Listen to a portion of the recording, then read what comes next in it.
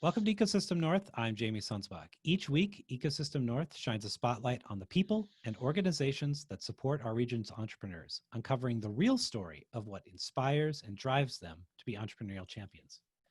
Our next guest is both an entrepreneur and an ecosystem builder in the Rochester area. He's been the driving force in defining and building the Discovery Square subdistrict right here in Rochester under Destination Medical Center.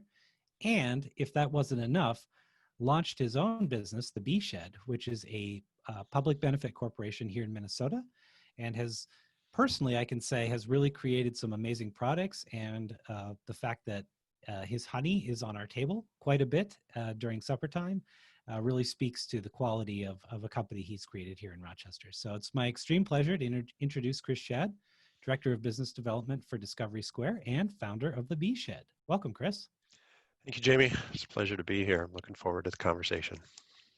Yeah, so we like to start just with a little bit about your background. We're always hmm curious of how people get to where they are now. So could you give us a little bit of a background of where you grew up and what first brought you to the region? Sure. So I was born in Stillwater, grew up in Stillwater, 90 miles away, up on the banks of the St. Croix River. Uh, Typical childhood, doing whatever you did in the 60s and 70s, getting into trouble with my four siblings and everybody in the neighborhood. It was a lot of fun. I graduated from Stillwater High School, went to Eau Claire University, got my degree in biology from University of Wisconsin-Eau Claire after a side stint over in Stevens Point. So I crammed 5 years of college into 4 or something like that. And came down to Mayo Clinic in 1986 for my first job. I have a degree in biology, and I started working in labs at Mayo Clinic doing genetics stuff. I was in the cytogenetics laboratory counting chromosomes, and I worked my way through a variety of jobs at Mayo, laboratory-based jobs over the years, and then transitioned into some other more business analysis, process analysis kinds of jobs, systems integrations work. Um, Ultimately found myself in the Center for Individualized Medicine, which was focused on genomic medicine and taking the genome sequencing technology and moving it into the clinical workspace. Along the way, I picked up a business degree, started doing a little bit of business development work in CIM, the Center for Individualized Medicine, which got me interested in the business development world. So the intersection of science and business, which is what led me to the role that I'm in now with DMC. Raised my family here in Rochester, 2 kids, they're grown, they're out of the nest, they're doing their own thing. And so this time of COVID has been a little bit different for our family than others because it's just my wife and I and an empty nest. And but that's okay. We're ready for that. Yeah, absolutely. Yeah. Not quite there yet, but every day Yeah. it seems to creep closer for me, for sure. Yeah. Every day. Um, so you said it was that sort of connection with maybe things you were doing in the Center for Individualized Medicine, working on what we always called internally at Mayo, sort of bench to bedside, Right. getting Right. all of this great R&D, this uh, amazing products, hmm really that can come out of this R&D. So is that really what got you really, really interested in sort of entrepreneurship? Yeah. Yeah, it was. That was kind of the spark. In the Center for Individualized Medicine in SIM, there was so much work to be done to translate out of the research environment into the clinical environment that partnerships and collaborations with industry partners was absolutely necessary. And it became a daily conversation in the leadership team of SIM about who are we partnering with, when do we partner with them, who's the right partner, and I had an opportunity to participate in most of those conversations, especially in the early days. And so that was that right at that boundary of research, clinical care, and business and industry that I found so fascinating. And that was around the time that I was working on my MBA, and so that was intriguing to me, interesting to me, and it was something I thought, well, I think that's where I'd like to do something next if I could figure out a way to do that. Yeah. No, I've always admired the work that Sim has done, and hmm it's amazing how many people I know that have gone on to do more business focused stuff that have been in sim Right. at one point or another during their careers. So I think that's a Right. real hatching space for probably what's evolving into a modern, more modern strategy for Mayo Clinics. So I think that's Well, really cool. including their current CEO, Dr. Ferrugia. I had the pleasure of working alongside of him in the early days of sim. So, uh, yeah, it was fun. Well, let's have a bit of a selfish moment here Sure. and rewind back to 1999 when I may Okay. or may not have been a young man looking for a Oh, job yeah. right out of college. Oh, yeah, I remember that. And I applied for my first position at Mayo Clinic, and Yeah. amazingly enough, I think you hired me. Yeah, I don't know what the heck I was thinking, but I don't know either. it's one of those things that it seemed like a good idea at the time. Yeah, I don't know. It was Still a wondering great about it that. was a great decision. But you stuck around for a while, but then you headed out to Salt Lake City, I think, after Yeah. that, right? So, but I think definitely, that was my first job out of Yeah, college, and I learned a lot and yeah, really some massive respect for Mayo and what they're doing. And the sure. fact that they were so close to North Dakota, I think was fantastic. But Yeah. I have to give you all the credit. You started me on this journey, and that Oh, team in molecular genetics. I mean, really, I learned a lot about just what, I had this sort of undergraduate idea. I worked in labs that entire time, but to right. really take that into an institution like Mayo and learn, Yeah, sometimes painfully, what it was like, that transition from research to clinical labs. yeah. But I did learn a lot, and that Oh, really good. helped me when I was in Salt Lake City as well, because Right. I could run a lab, like, because I could borrow heavily from a lot Mm-hmm. of the stuff that I Absolutely. learned at Mayo. Yeah. Um, but yeah, it was a great time, and Well, um, good. yeah. So I have to always thank you for starting me down this path, because it's something Glad that I could help. very few people probably know, and it also speaks to the smallness of our community. Right, we're kind of Yeah. a small town in many ways, so it's funny how relationships kind of start and disappear and then somehow come back in a different form. So I've Yeah. always I thought think that was really impressive about Rochester. in Rochester, it's not 6 degrees of separation; it's 2 degrees of separation. Yeah. Everything's a little bit more compressed. So when did you say, okay, well, I'm going to start, for all what I would assume for all intents and purposes is a side hustle in the bee shift? I had always wanted to own my own business. I have no idea where that came from. My grandfather did for a while, but my mom and dad. My mom was a teacher. My dad was a plumber, HVAC guy. So no entrepreneurs in my immediate family. None of my siblings. Well, my one brother-in-law was for a while. So I have no idea where it came from, but I always wanted to own my own business. Um, and so I've got this biology background, an interest in the natural world. I did some prairie restoration. I'm looking out the window. I can see it right now. It's in full bloom. And to support pollinators, because it's sort of aligned with my outside interests of being a master naturalist. And somebody said, well, you should be a beekeeper. So, oh yeah, that sounds like fun. I'll do that. And before long, it was a hobby that kind of got out of control. People were buying honey from me, and I thought, well, hey, I wanted to own a business. I'm passionate about this. Let's do that. And I've made so many mistakes along the way. Hopefully, I've learned from them. Um, I found where to find support. I found where to not find support.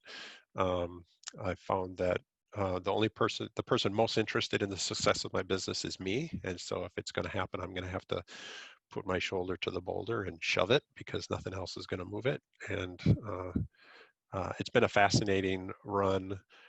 COVID has impacted us. Um, but we've taken this time to really make a lot of investment. And so there's a lot of lessons I've learned in the last 6 months that I think might be helpful to others that I talk to about their businesses, um, that I wish I hadn't had to learn those lessons, but I'm glad I did. Yeah. So do you think your experience running a business has really informed you a little bit more about your current role with Destination Medical Center? It has and it hasn't in a couple of ways. So for me, it's a side hustle, right? And so from that perspective, it's a relatively safe foray into entrepreneurship because I still have my day job, as long as I don't blow this interview here. Um, and um, so on the one hand, I've learned about running a business and all the paperwork and marketing and schlepping products to stores and manufacturing and supply chain, all those things that you have to learn that are translatable to others, at least in this particular industry, which happens to be in the food industry. So on the one hand, yes. On the other hand, I didn't jump in with both feet, quit my day job, and go full bore, um, you know, million miles an hour with my hair on fire, like some entrepreneurs do. And um, and the entrepreneurs that I tend to talk to are more in the technology world or the healthcare technology world, which is not really translatable to the things that I learned. So on the one hand, yes. On the other hand, no. Um, but it maybe gives me a little bit of credibility when I say that, yeah, I've lost a lot of sleep over my business, but maybe not as much as you, but I've lost some sleep over my business. Yeah. I just lose sleep over my nonprofit, so Well, which is still a business. a nonprofit is Um, still a business. Yeah. yes. So we you touched a little bit about your role with Destination Medical Center. Sure. Could you chat a little bit more about that and give the audience really an understanding of what you currently do in your day job? Yeah. Um, yeah, I'd love to. So I owe my role in DMC to Patrick Sieb, who's the Director of Economic Development and Placemaking for DMC. I saw the announcement that Discovery Square was launching about 4 years ago, and I had met him briefly through a TED talk that I had given. I doubt he remembered me, but I dropped him a message on Facebook like, "Yeah, I hear Discovery Square is launching. Um, if you need to talk to somebody who knows healthcare technology, has some ties to business, and knows Mayo fairly well, I know a guy." I left him that message. Um, I didn't know then what I know now is that he once in a while checks on Messenger. So it was a few months before I heard from him, but then ultimately I heard back from him. We had a cup of coffee and we had a chance to talk a little bit. And somehow I convinced them that I would be good for this role in Discovery Square, which um, once we settled on the strategies for Discovery Square, was all about attracting businesses to Rochester, as well as growing businesses out of Rochester using the technology that is sort of native to Rochester, or native because of, in many cases, because of Mayo Clinic. So how do we leverage that technology, that innovation to attract businesses here, as well as ultimately to grow those businesses? I've been in this role for 3.5 years. Um, Entrepreneurship and the ecosystem building has always been an important part of the strategy, but we haven't focused on it as much as we are now because we had to prove that we could attract businesses here. So we've spent a decent amount of energy into attracting businesses to Rochester in partnership with Mayo and other organizations. And so now that we've got this baseline of businesses that have moved into Rochester between Boston Scientific and Philips and Wuji Diagnostics and others, we feel like we can intensify our efforts around supporting entrepreneurship. And so I'm putting more of my attention to that in addition to the what I'll call tenant recruitment sort of activities related to attracting businesses here. It's fascinating work. It's hard work. It's got a long sales channel. Um, it's a big numbers game. You have to talk to a lot of businesses before you find the ones that are the right fit for everybody. But it's challenging, and it's been a fun run so far. And I think, when I do a lot of reading about what they call modern economic development, Hmm. sort of old school economic development is sort of retain the businesses that are growing in your community as well as attract new businesses. Right. And sort of the add-on now is supporting entrepreneurs in your Oh. community is also a third leg of that stool. It is Hmm. super vital, and really that's becoming more and more important in Yeah. communities across the country ever Right. since Amazon sort of tried to find its new next headquarters, and everybody Right. realized the amount of money they spent with that. But I think the beauty of Rochester is it really is such an attractant for companies because of Mayo Clinic, medical companies, Yeah. that you can kind of have the best of both worlds right now. You can attract some amazing groups like, companies like Google, Right. that Right. are moving into the area. Yep. Um, at the same time, you can be looking at up and coming startups of technology rolling out of Mayo Yep. and other places. And Yeah. so it really isn't just focus on one or the other, again, which many groups I talk to in different communities are saying, well, we're all in on entrepreneurship now. It's really the best of both worlds. And I think that's the real competitive advantage that Rochester has. Yeah, I would agree. And I think what's interesting and unique about Rochester is that it's big enough to do this, but it's small enough that you can kind of wrap your arms around it. And like, it's not a major metropolitan city where you've got all these little silos of activity that are happening, and get from one to the other. It's a decent drive through heavy traffic. Um, we talked about this earlier about how it's not too hard to go a couple of layers before you find somebody that you know in common, right? Those degrees of separation. And so that connectivity leads to collaboration, I think, a lot easier.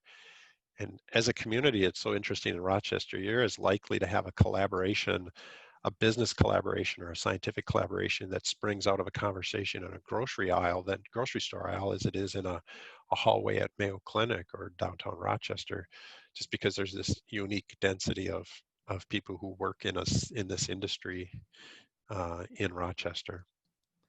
And speaking of density, Yeah.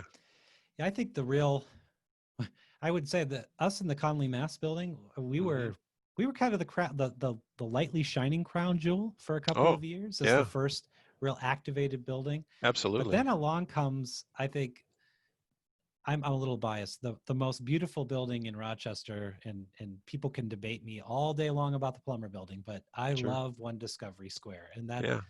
that is just I think a great first step to creating. I'm all about density and clustering of innovation and ideas, Right. and it has been an amazing place. Could you talk a little bit for people outside of the Rochester area about One Discovery Square and about where, who's in it, where is it going, and how's it potentially leading up to Discovery Square? Sure. So One Discovery Square, it's a new building that was constructed by Mortensen, right in the heart of the Discovery Square subdistrict. Discovery Square as a subdistrict, it's 16 blocks. So it's a geography. It's a live, work, play environment. There's new residential units that are up, several hundred new residential units that are up, even more that just came online in the last month or so. And there's a couple of restaurants. There's more that are coming. And then there's this new building that's right in the middle of it all called One Discovery Square, constructed by Mortensen. And um, it is it is right now a jewel in the crown, I guess is what I would say, because it's the first of many buildings. Within a couple of blocks, there's something north of 1 million square feet of research space within a couple of blocks of that building. So it's in the heart of this innovation area. Yeah, in the building, you've got Cafe Steam, which is a local cafe operator which sort of adds to the ambiance. You've got University of Minnesota Rochester students that are taking classes there. And when you talk to these students, they are amazing. They're so articulate, and they so get the value of being in a building where Mayo Clinic and all these other companies are there. And when you talk to the companies, they so get the value of having the students in the building. Um, but there's Boston Scientific is in the building. Mayo Clinic has got 3 different groups in the building doing regenerative medicine and advanced diagnostics, and the imaging groups that are in the building from Mayo Clinic. You got Philips Healthcare that's in there, Boston Scientific, I think I mentioned. Wuxi Diagnostics, which is a joint venture between Mayo Clinic and Wuxi Aptech. Let's see, you've got Rion up on the 4th floor, which is a Mayo startup in the regenerative medicine space. Um, it's just great to see these organizations that are in the building. There's a little bit of space. It's about 90% leased out. A little bit of space left over, and there's multiple conversations around the remaining space. Who's going to take the remaining space? But it's exciting to see, and the momentum that we've created, I guess, by filling that building is carrying us into Discovery Square 2, which Hopefully we'll see ground being broken on that one right next door before the end of the year. It's about 2 years ago, I was talking with a group and I said, imagine what this is going to look like in 20 years, where you have all of these businesses and all these people that live down there and all these restaurants and all of this activity taking place.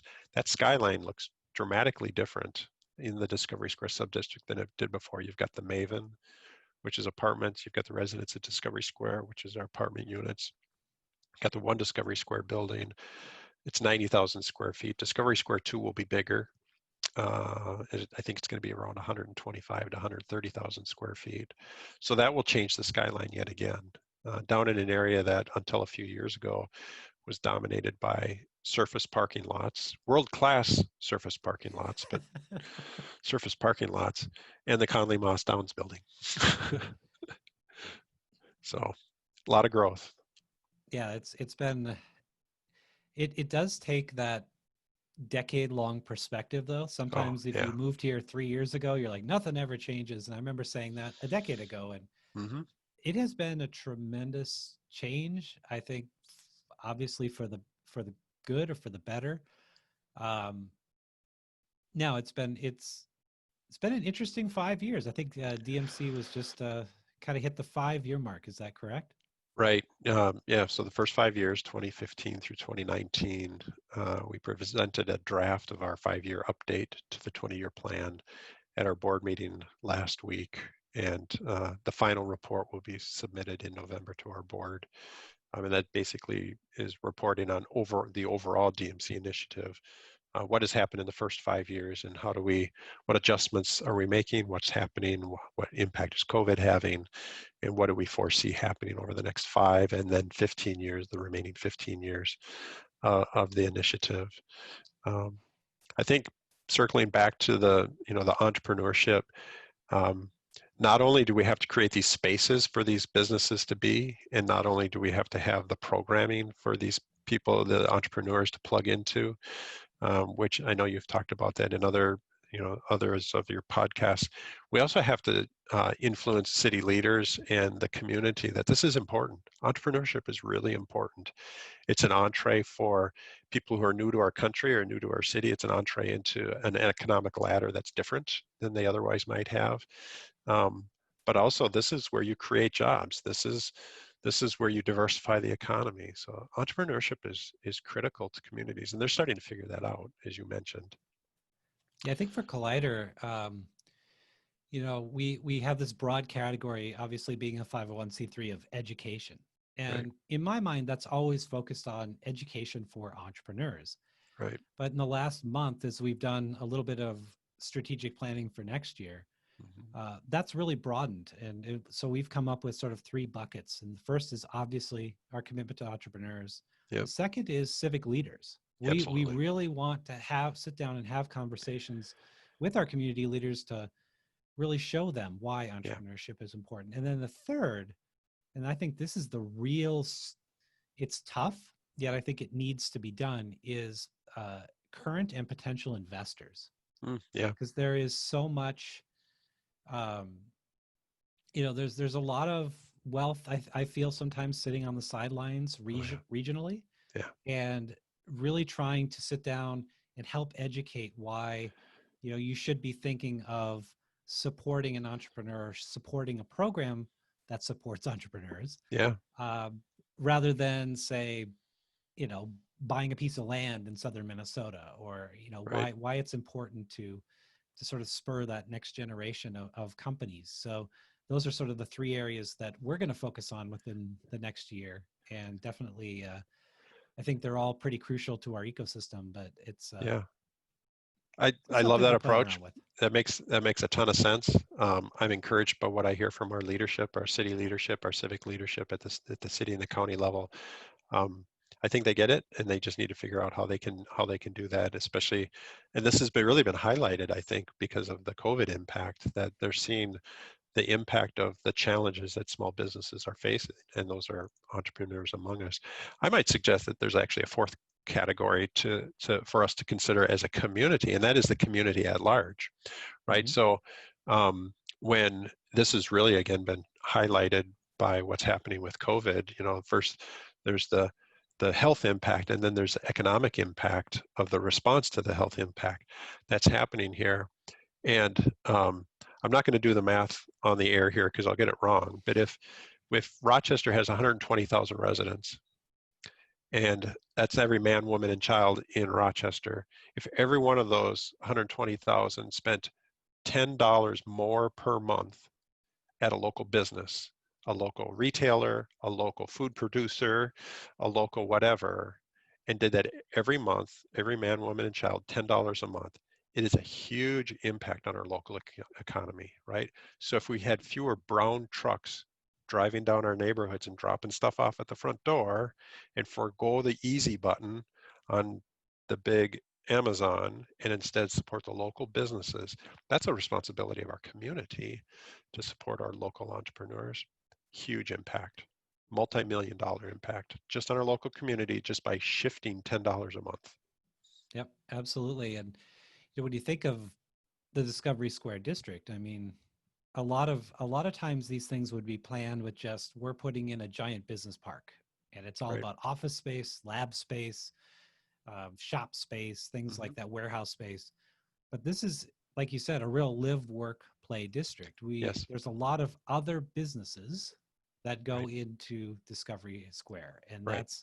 that's what I love about the plan. It's not just, again, a boring tech park in the middle of Rochester. It's a vibrant community where people want to, again, I'll keep saying it, live, work, and play. Yeah. And I think that, sometimes we tend to focus a lot on these high tech, high growth businesses, Mm-hmm. because let's be honest, that's going to be a big chunk of and maybe even a bigger chunk of economic activity here in Sure. Rochester. But like you were saying, there's room for all sorts of other businesses in our community that Right. I would say are equally as vital, and that have an opportunity to be in a district like, Discovery Right. Square or Heart of the City or something like that. Business is such a fundamental underpinning of everything you're working on.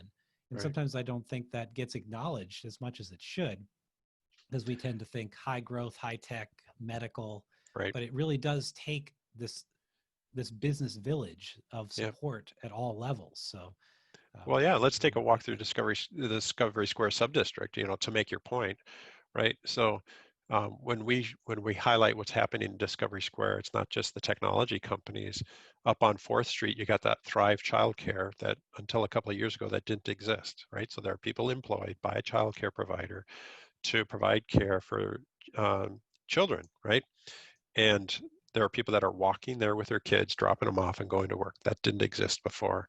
You've got um, you've got Twigs, the restaurant there at Centerstone. You've got Pasquale's. You've got the yoga studio. You've got Blue Duck Restaurant. You've got Collider, obviously, and all of the small businesses that you support up there in the co-working space. Um, you've got People's Food Co-op just down the street. There's any number of small restaurants, and I've probably missed a couple of them there.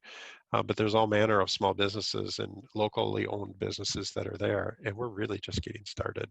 So in the last 6 months, obviously COVID has been a tremendous barrier for people in many, many ways. Have you seen any real bright spots in your work with DMC over the last 6 months, and would want to share that with us? Uh, Boy, that's a good question. You kind of have to scratch around a little bit to find bright spots among here, but I'm an optimist by nature, so I'll take a run at that. One is it has highlighted, I think, or showcased for our community how important our local businesses are to us. And I've seen an outpouring of how can we help our local businesses, and through the various grants and the changing of city ordinances about streeteries, I guess we're referring to them, eating out on the street and supporting local business. So that would be one piece. I think another piece is that we've learned that um, as meetings go virtual, we can reach a broader audience with our message without requiring people travel to Rochester. So we hosted the Assistive Tech Challenge. It was our second annual Assistive Tech Challenge. It was supposed to be in person in April. It ended up being a Zoom event in June, early June, and we had people from uh, as far away as Canada and all across the United States that were dialing into this business pitch competition that we do for around assistive technologies.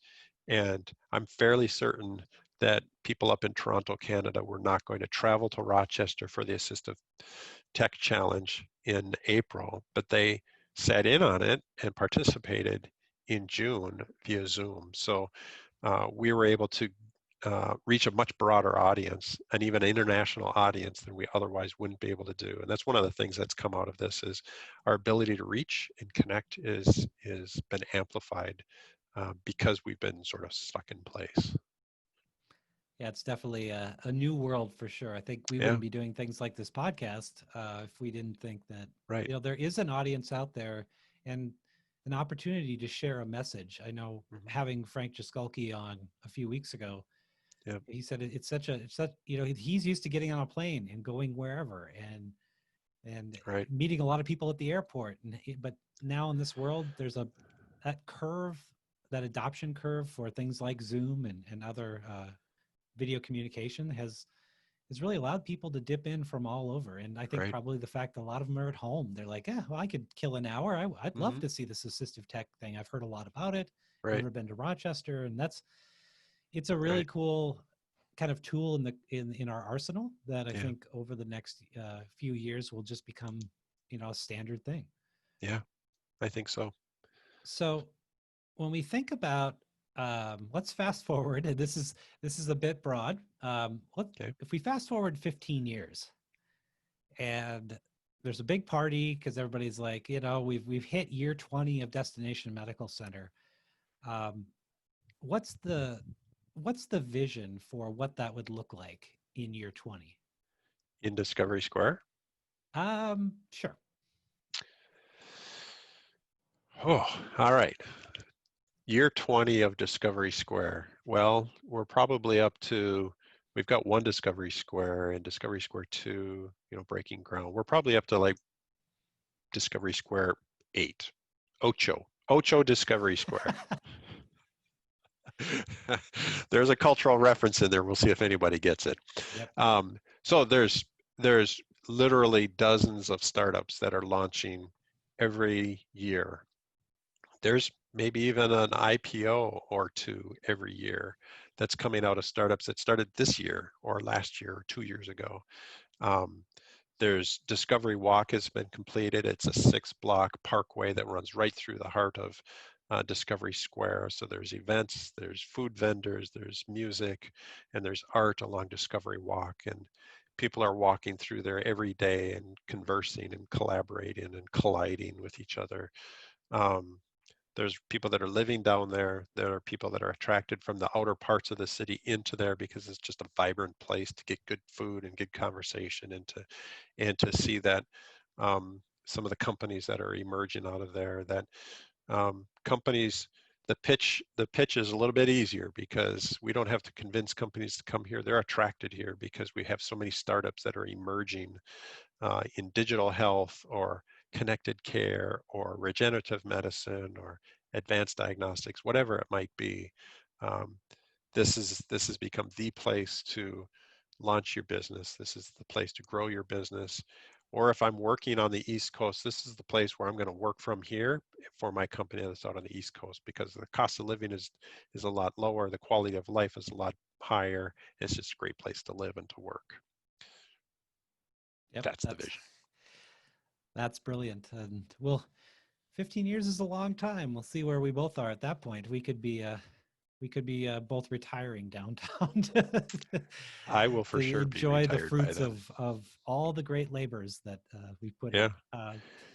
So Oh, and all of that is going to be run by you. That whole entrepreneurial ecosystem. no, You're running the whole no, thing by then.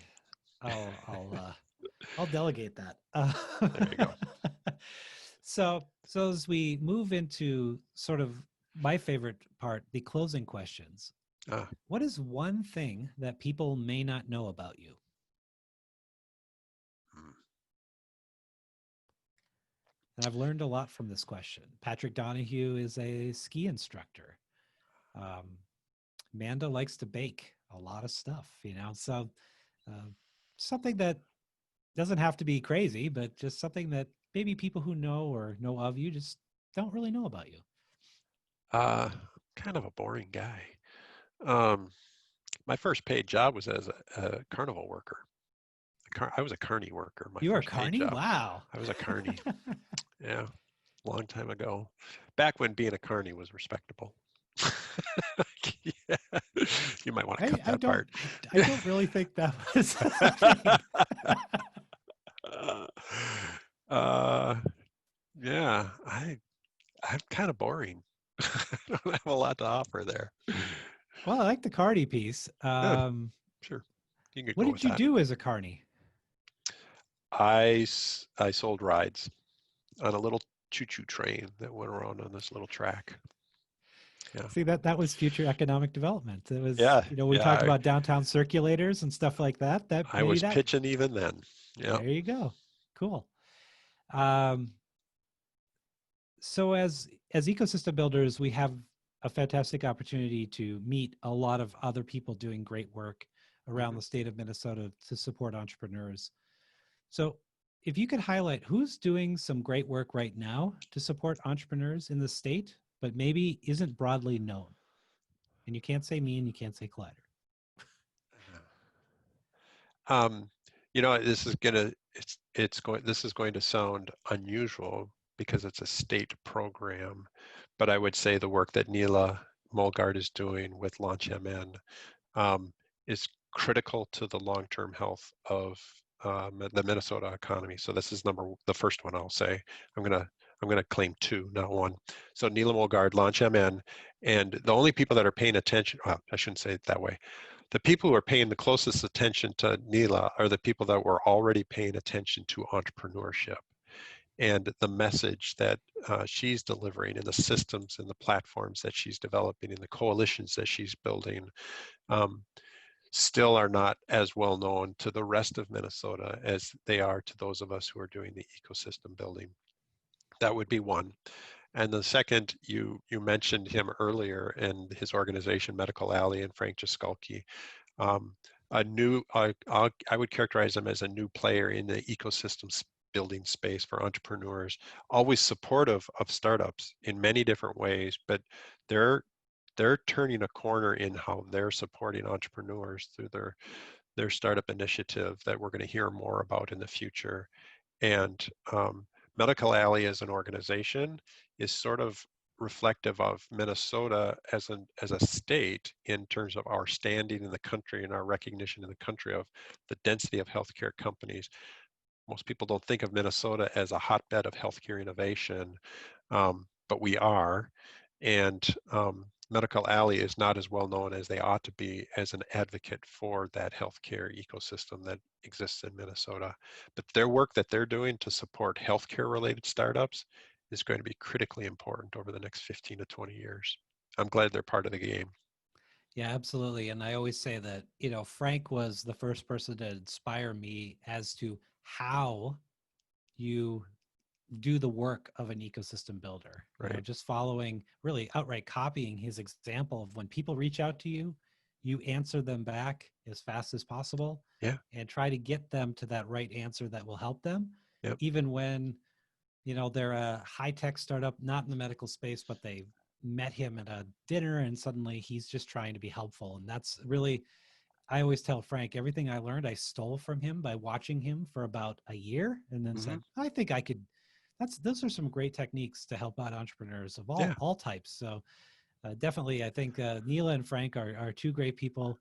Yeah. Unfortunately, you were supposed to give me two people that I could have as leads for the podcast, but I've already talked to both of them. So darn it.